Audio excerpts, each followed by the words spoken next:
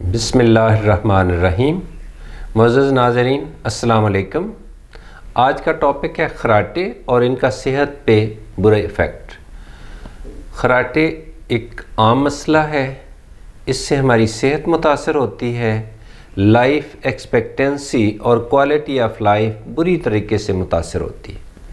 یہ ایک social nuisance نہیں ہے کہ جو کمرہ روم شیئر کریں گے ان کے لیے نیند کا آنا آلموسٹ مشکل ہو جاتا ہے، اور جو خراٹے لیتا ہے وہ عام طور پہ ان کی سانس گلے میں ناک کے لیول پہ 90% رکتی ہے اور درمیان میں جھٹکے آتے ہیں، اور کئی دفعہ اس کو اٹھ کے بیٹھنا پڑتا ہے۔ صبح اٹھتے ہیں تو منہ بالکل ڈرائی ہوا ہوتا ہے۔ منہ اللہ میاں نے سانس لینے کے لیے نہیں بنایا، نارمل ہمیں سانس نوز اور حلق سے ہی لینا ہوتا ہے۔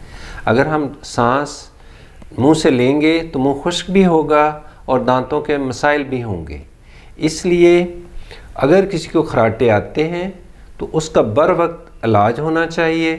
عام طور پہ ناک کا بلاک ہونا، حلق کا بلاک ہونا، گلے میں ٹونسل کا ہونا بہت عام سی وجوہات ہے۔ وزن کو کنٹرول کیا جائے، ایکسرسائز کو معمول بنایا جائے، اور اگر ناک کی اور گلے کی بلاکیٹ ہے تو اس کو فوراً تدارک کیا جائے۔ یہ 100% قابل علاج ہے۔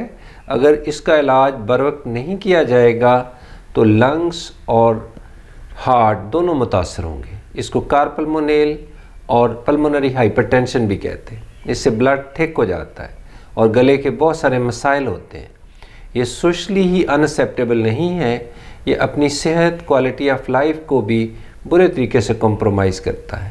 سو نپ دا ایول ان دا بڈ، یہ 100% قابل علاج ہے، موسٹلی ویٹ کنٹرول کرنے سے، ایکسرسائز سے، اور 50% لوگوں کو سرجیکل پروسیجرز کے ساتھ۔ خدا آپ کو بہترین صحت سے نوازے۔ Thank you very much.